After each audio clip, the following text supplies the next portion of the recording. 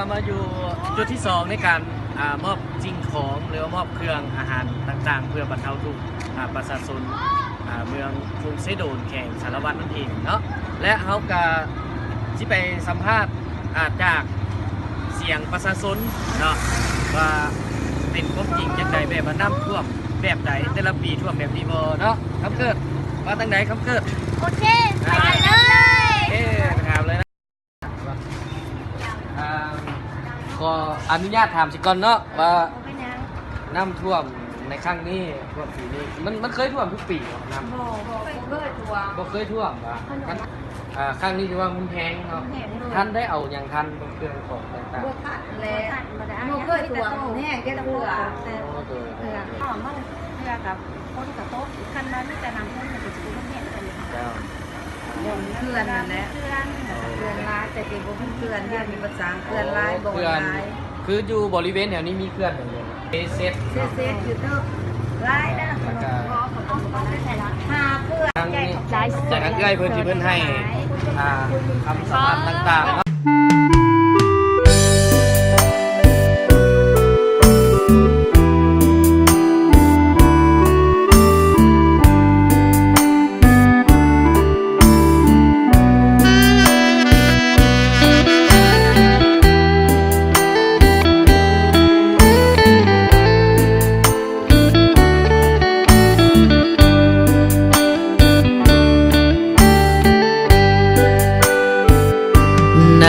ลงบกแห้ง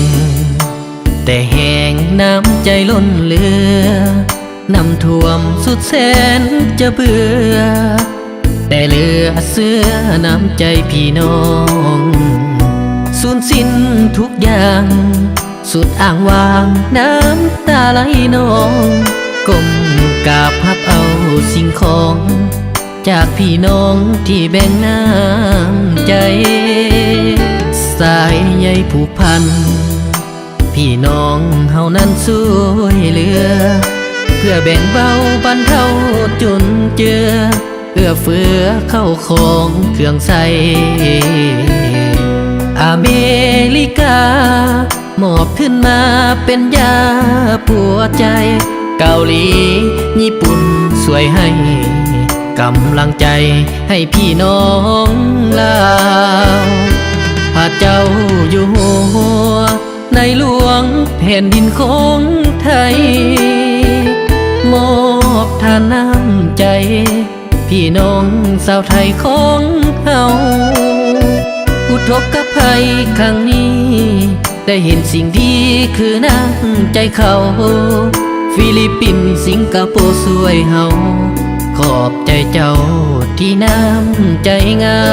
มเวียดนามก็งามน้ำใจเหลือทนคนลาวบ่เคยอับจนคนลาวบ่เคยทิ้มกันขาดเคินเงินใส่บ่ขาดน้ำใจเทให้ทุกวันพี่น้องลาวขอบใจทุกท่านที่สงสารเพื่อแผ่น้ำใจ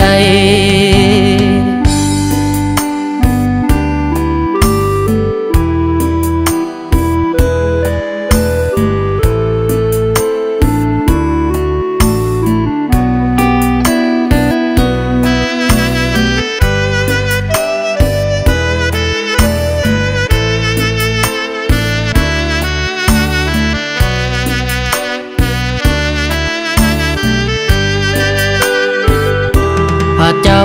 อยู่หัวในหลวงแผ่นดินของไทย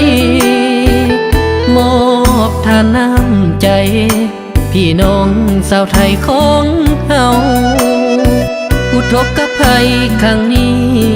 ได้เห็นสิ่งดีคือน้ำใจเขาฟิลิปปินส์สิงคโปร์ช่วยเฮาขอบใจเจ้าที่น้ำใจงามเวียดนามก็งามน้ำใจเหลือทนคนลาวบ่เคยอับจนคนลาวบ่เคยทิ้มกันข ขาดเคินเงินใส่บ่ขาดน้ำใจเทให้ทุกวัน พี่น้องลาวขอบใจทุกท่านที่สงสารเพื่อเพน้ำ